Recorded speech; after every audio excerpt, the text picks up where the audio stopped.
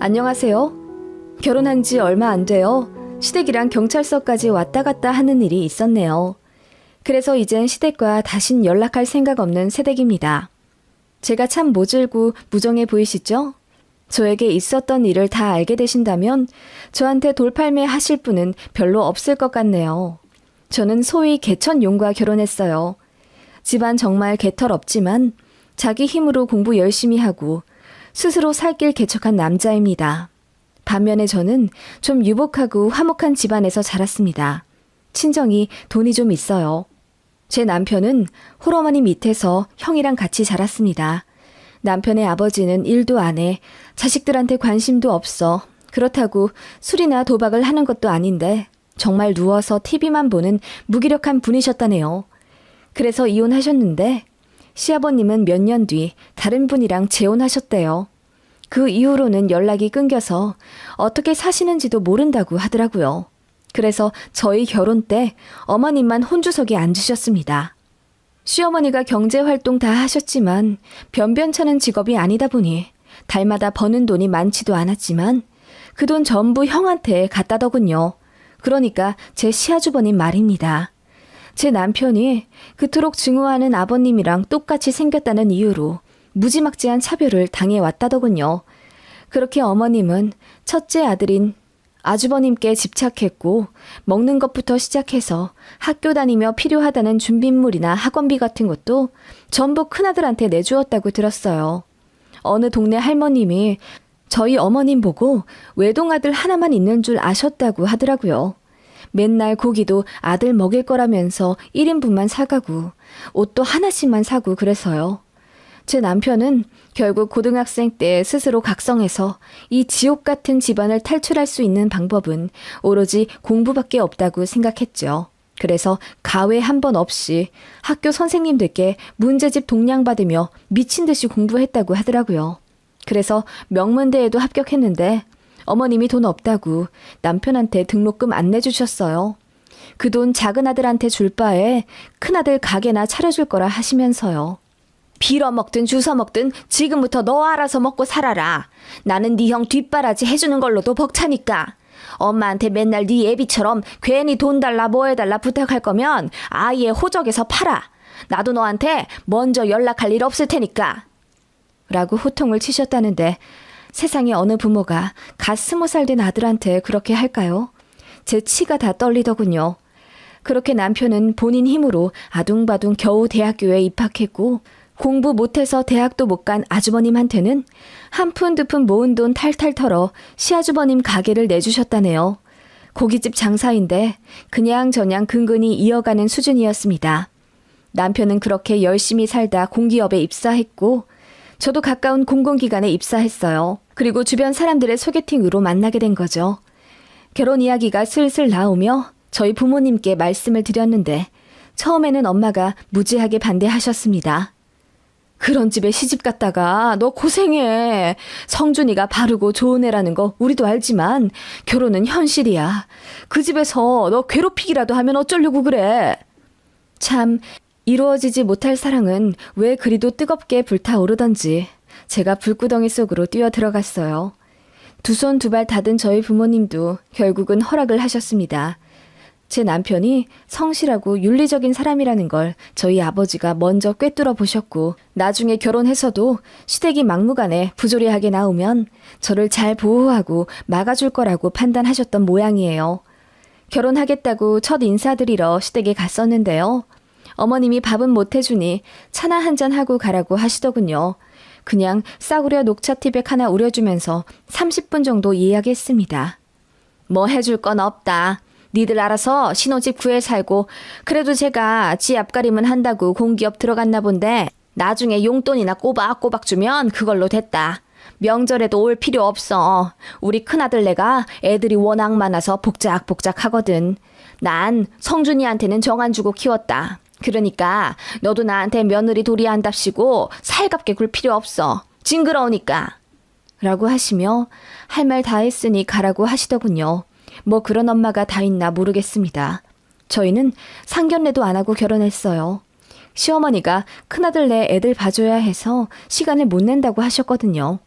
저희 부모님도 그런 안싸돈 만나봤자 얼굴만 붉힐 것 같다면서 차라리 잘 됐다고 하셨고요. 어차피 시댁에서 이런 한 푼 안 보태주는 마당에 설마 결혼 준비로 간섭하실까 싶었는데 다행히 저희 결혼에 정말 관심이 없으시더군요. 그렇게 전 시댁 없다고 생각하고 결혼한 겁니다.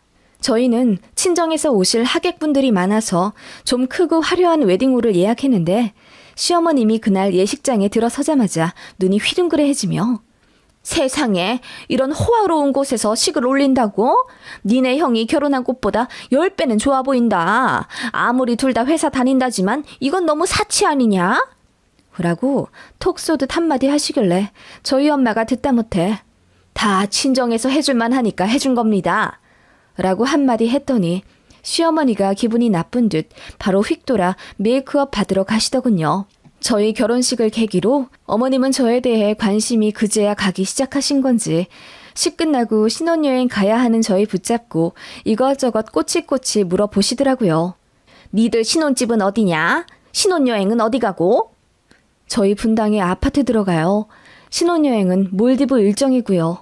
뭐라고? 분당? 세상에, 거기 비싸지 않니? 무슨 돈으로? 그리고 몰디브? 거기 헉소리 나게 비싼 데 아니냐?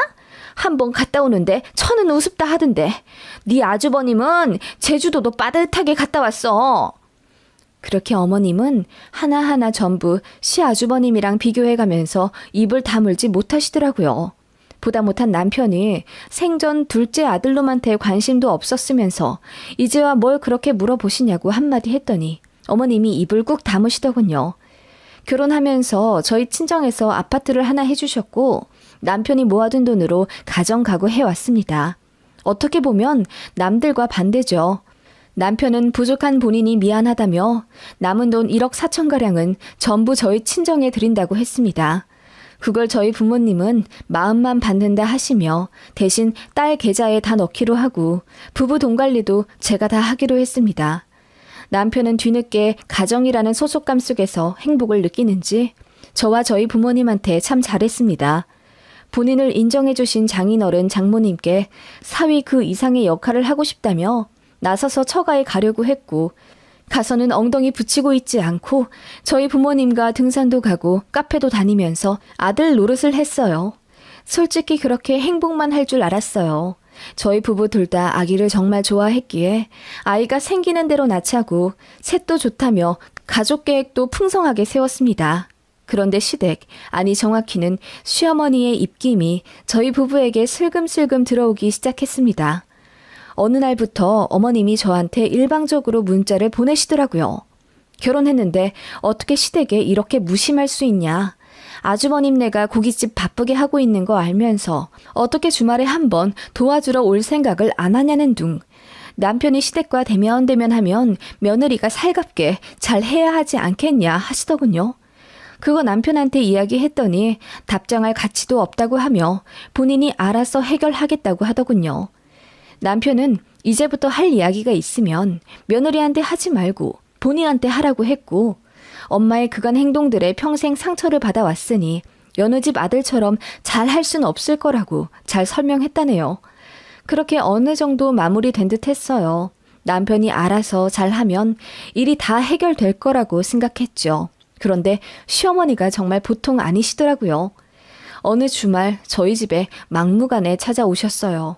주소는 어떻게 아셨냐고 하니 등본 떼서 알아냈다고 하시더군요. 아, 그러실 거면 저희한테 물어나 보시죠. 왜 서류를 떼서 알아보세요? 물어보면 니들이 대답해 주겠니? 집에 오지 말라고 할까봐 그랬다. 어이가 없더군요. 시어머니는 그렇게 저희 집에 불쑥 찾아오셔서는 지하철 1시간 타고 오느라 너무 힘들었다며 안방 침대 좀 내줄 수 있겠냐 묻더니 거기서 낮잠까지 주무시더군요. 그때 제 남편은 운동 가 있는 상태라 연락이 안 되었고요. 그렇게 남편 오기 전까지 어머님은 낮잠까지 주무시고 저한테 빵 구워달라, 차 내달라, 오만 심부름을 다 시키시더니 슬그머니 친정에 대해 물으시더군요. 친정이 잘 사나 봐. 이런 집도 해주고 오면서 요 앞 부동산 들러 물어보니까 10억이 넘던데 그걸 부모님이 해주셨다고? 명의는 누구 걸로 되어 있어? 당연히 공동명의 했겠지? 아니요, 저희 아버지 명의 아파트예요. 잘 살면 나중에 공동 명의로 상속해 주신다고 하셨고요. 그런 게 어디 있어?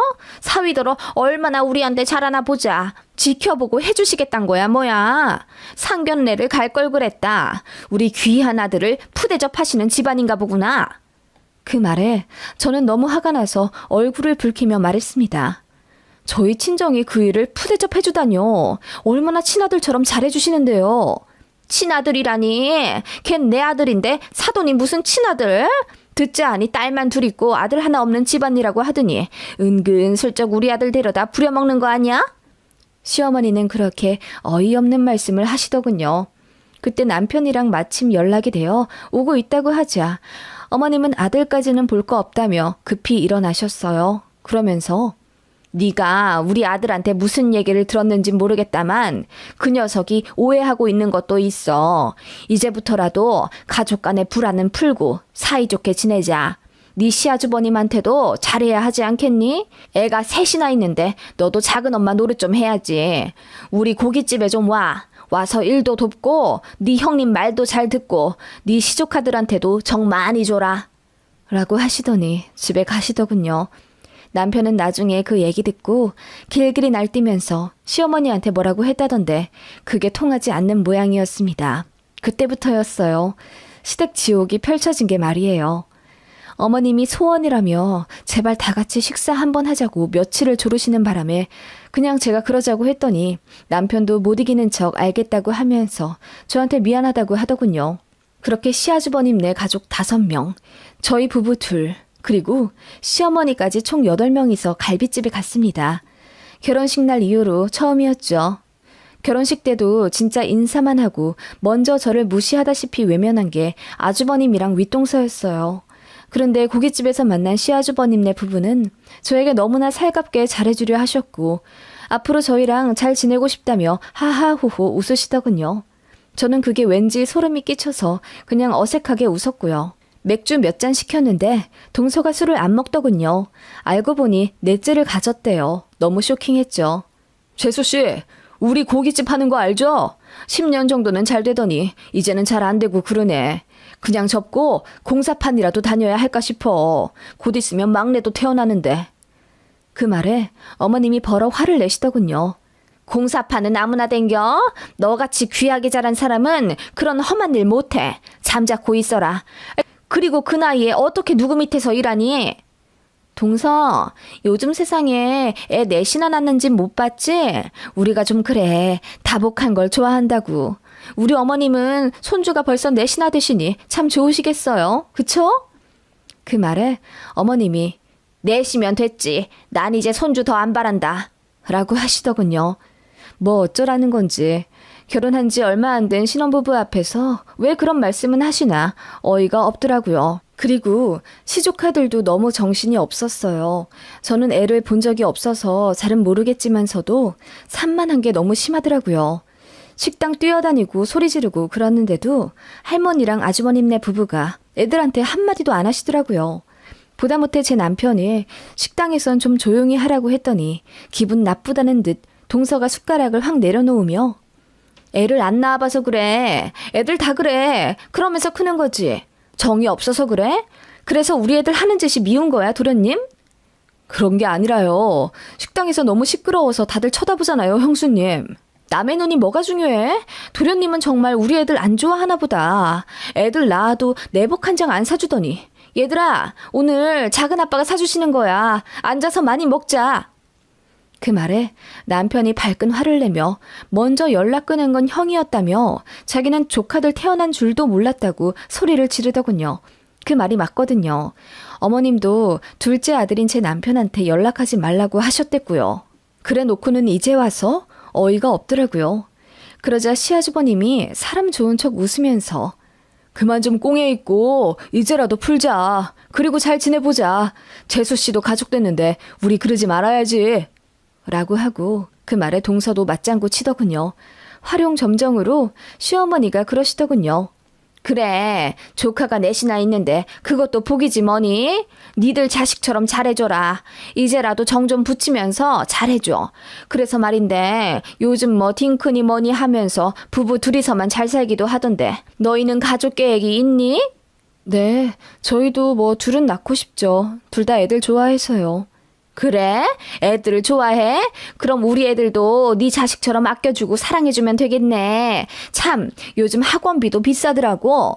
큰애랑 둘째가 초등학생이라 끝나고 학원을 다니는데 둘 합쳐서 벌써 한 달에 50만 원이야. 이제 셋째도 학원 다닐 거고. 넷째는 또 터울이 있어서 옷이며 장난감이며 전부 새로 사야 돼. 얼마나 돈이 드는지. 시어머니는 그렇게 혀를 끌끌 차더니 저희한테 이러시더군요. 며느리가 참 날씬하고 예쁜데 출산하고 괜히 몸 망가지고 회사 일에 지장 있고 그렇다는데 굳이 복작복작 애 낳을 필요 있어? 여기 이쁜 애들이 이렇게나 많은데 얘들 다 나중에 크면 작은 엄마 작은 아빠한테 효도할 거야. 암 그렇고 말고. 그래서 무슨 뜻이냐고 했더니 그냥 시조카들을 저희 자식처럼 정주며 잘 대해달라네요. 들으면 들을수록 기분만 나쁘고 그래서 정색하고 앉아있다가 식사자리 파했습니다. 남편도 기분 들어왔는지 엄마가 하도 만나자 난리치길래 한번 만나본 거고 이제 더 이상 만날 일 없을 거라고 자기가 선 긋겠다고 사과하더군요. 그런데 그 이후로 며칠 뒤 주말 남편과 외출 준비를 하고 있었는데 띵동하고 벨이 울리더군요. 화면을 보니 어린 아이들이었어요. 그래서 뭔가 하고 문을 열었더니 시조카 셋이 와 있더군요. 초등학생 둘에 어린이집 다니는 6살짜리 아이까지 총 셋이요. 어안이 벙벙한 채로 여기 무슨 일로 왔냐고 물으니 엄마랑 할머니가 본인들을 여기로 가라고 했다며 주소 한 장 종이에 적어준 채 등 떠밀어 보냈다더군요. 그리고 주말 동안 여기서 밥 얻어먹고 하룻밤 자고 오라고 했대요. 남편도 어이가 없어서 이게 무슨 일이냐고 방방 뛰는데 솔직히 애들 그 추운 날 밖에 계속 서 있게 하기도 그렇고 해서 집에 들였습니다. 그리고 시어머니한테 전화했는데 안 받으셨고요. 아주버님이랑 형님 번호는 남편도 몰랐습니다. 그 정도로 아예 왕래가 없던 사이인 거예요. 그런데 다짜고짜 애들을 보내다뇨. 또 저희는 약속이 있어서 이제 나가야 한다고 했더니 큰애가 막 울더라고요. 저희 내쫓으시는 거예요? 추운데 저희 다시 가야 돼요? 갈 차비도 없어요. 밥이라도 주시면 안 돼요? 하면서 울더라고요. 진짜 난감했죠. 그래서 밥은 없고 식빵 구워 토스트 해주고 과일 좀 내준 뒤 오늘은 약속된 날도 아니니 돌아가야겠다고 시조카들한테 설명해줬습니다. 그런데 막내가 이 집 마음에 들어. 엄청 넓어서 막 뛰어다닐 수 있잖아. 우리 집은 싫어. 난 좁은 집 싫어. 여기 살래. 이러더라고요. 정말 기절할 듯 난감했습니다.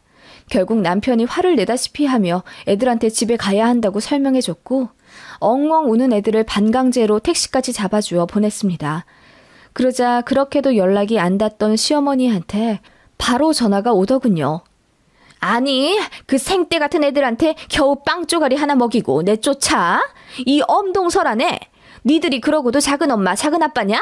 내가 잘해주라고 했잖아. 어머님, 저희 약속 있어서 나가야 했어요. 이 엄동설하네 밥도 안 먹이고 애들 막무가내 먼 길 보내신 건 어머님이시고요. 아니, 형님이 보내신 거예요? 애들을요? 그러다 길 잃으면 어쩌려고요? 제가 도리어 묻고 싶은 말이에요. 애들 안 걱정되세요? 제가 똑부러지게 다그치니 어머님은 우물쭈물하면서 한마디도 못하시더군요. 남편이 난리를 치며 이런 일 또 있으면 그때는 아예 문도 안 열어줄 거라고 하더군요. 그동안 자기가 죽었는지 살았는지 관심도 없지 않았냐. 큰형만 자식 취급해 왔으면서 이제와 왜 이러는지 모르겠다며 난리를 치자 어머님이 전화기 너머로 엉엉 울며 미안하다고 했다네요. 남편이 거기 흔들린 건 아니지만 아무튼 갑자기 태세 전환하는 시어머니의 행동에 제가 더 상처받을 것 같더라고요. 시어머니는 그렇게 툭하면 저한테 연락해서는 우리 아들이 상처가 많나 봐. 네가 현명하게 잘 해줘라. 천륜이잖니. 엄마랑 제 형을 어찌 끊어. 네 남편이랑 우리 사이는 다 너한테 달렸다. 네가 중간에서 더 잘해. 라고 하시기도 했고 너 설마 임신 준비하는 건 아니지? 네 형님이 몇 달 뒤에 애 낳는데 넌 아직은 아니다. 아직 갖지 마. 애 가져서 뭐해?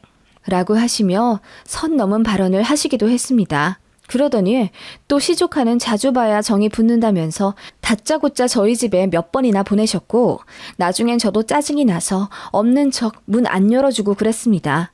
문 밖에 애들 우는 소리가 났지만 그냥 모른 척 했어요. 그러면서도 제 자신이 너무 혐오스럽고 괴롭더라고요. 애들이 뭔 죄가 있나 싶기도 했지만 받아주면 끝도 없을 것 같다는 생각이 들었고 그건 남편도 같은 생각이었습니다. 그런 일이 몇 번 반복되자 결국 시어머니랑 시아주버님 그리고 배부른 동서가 저희 집에 찾아왔습니다. 왜 애들한테 정 안 주고 대면대면하게 구냐. 작은 아빠, 작은 엄마 노릇 안 하려고 하냐며 정말 삿대질하며 저희한테 따지려 들더군요. 그래서 그날 저도 다 말했습니다. 정이요? 저도 남편한테 이야기 들어서 다 알아요. 그러게 저희 남편 안 외롭게 잘 해주지 그러셨어요? 부부는 일심동체인데 그럼 제 남편 상처 모른 척해요 제가? 그리고 막무가내 애들 보내면 저희가 얼씨구나 잘했다 하면서 잘해줄 줄 아셨어요?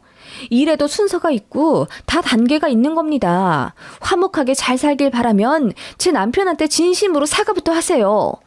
라고 했더니 어머님 얼굴이 불그락푸르락 하시더니 옛날 일 가지고 자꾸 꽁한다며 제 남편을 또 타박하더군요. 그러더니 동서가 그러대요. 그래, 감정 그거 쉽게 풀리겠어? 그래도 시간 지나면 오해든 유감이든 다 풀려. 그러니까 너무 조급해 하지 말자. 우린 가족이잖아. 라고 하더니 본론을 말하더군요. 우리 고깃집 이제 정리하려고. 그동안 많이 벌지도 못했고 또 태어날 막내 생각하면 이래저래 일손도 부족할 것 같고 좀처럼 커버가 안 되네.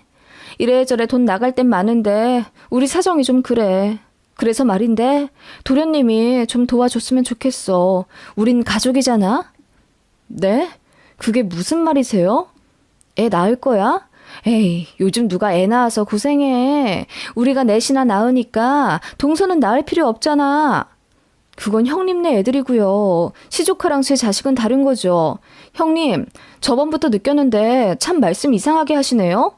그러자 시어머니가 어디 감히 손윗동서한테 말을 그렇게 하냐며 소리를 지르시더군요. 어머님, 괜찮아요. 이제부터라도 동서 제가 잘 가르치면 되죠. 동서, 저번에도 말했다시피 학원비로만 거의 100만 원 넘게 나가게 생겼어. 우리 식비도 엄청난데 정말 돈 많이 나가. 그래서 말인데 애들 양육비조로 한 달에 200만 원 정도만 보내줄 순 없을까? 둘이 돈 잘 벌잖아. 집도 동선에 친정에서 해줬다면서. 그럼 대출금 나갈 것도 없겠고 둘만 사니까 여유롭지 않겠어? 둘이 합쳐 거의 700은 벌 것 같은데 많이도 안 바래. 딱 200만 원만, 응? 그 말에 남편이 화를 내며 헛소리할 거면 나가라고 했죠. 그러자 시아주버님이 나서며 네 형수한테 너무한다. 임신도 했는데. 야, 생각해봐. 우리 애들이 우리한테만 잘하겠냐? 너한테도 잘하겠지. 물론 네가 어떻게 해주냐에 따라 달린 거긴 하지만 너 맨날 엄마랑 나한테 꽁하니 삐져 있었잖아. 사랑 안 준다고. 사랑 받으려면 너도 노력을 해. 그 말에 결국 남편이 먼저 아주버님께 주먹을 날렸습니다. 그렇게 두 형제가 치고받고 싸우게 되었고 결과적으로 남편이 피해자가 되었습니다. 제 남편이 더 많이 다쳤기도 했고 시아주버님이 위험한 물건으로 제 남편을 때렸기 때문입니다. 결국 특수폭행죄로 시아주버님이 입건되었고 남편은 절대로 합의하지 않겠다며 으름장을 놓았어요. 시어머니와 동서가 저한테 찾아와 처음엔 화내고 협박하더니 나중에는 친정에까지 가서 난리를 쳤다네요. 그 바람에 경찰에서 한 번 더 왔고 그 점이 가중처벌되는 빌미가 되었습니다. 누가 봐도 시아주버님이 불리한 안 좋은 상황이 되자 시어머니가 울고불고 빌며 제발 한 번만 봐달라 난리치시더군요. 그래서 어떻게 되었냐고요? 네, 합의했습니다. 다만 접근금지 가처분 신청을 하여서 다시는 저희한테 전화하지도 않고 찾아오지도 않는 조건으로 했어요. 그리고 앞으로 넷째가 태어나든 말든 저희한테 연락하지 않겠다고 각서 썼죠. 그래서 정말 다시는 앞으로 시댁 사람들이랑 엮일 일 없도록 변호사 써서 잘 처리했어요. 일 다 진행될 때쯤 남편이 씩 웃더라고요. 사실 자기가 다 유도한 거라면서요. 자세하게 이야기를 다 쓸 순 없지만 남편이 교묘히 형을 더 도발해 흥분하게 했었나 봐요. 통쾌하기도 하고 씁쓸하기도 했습니다. 남편은 이제야 후련하다고 합니다.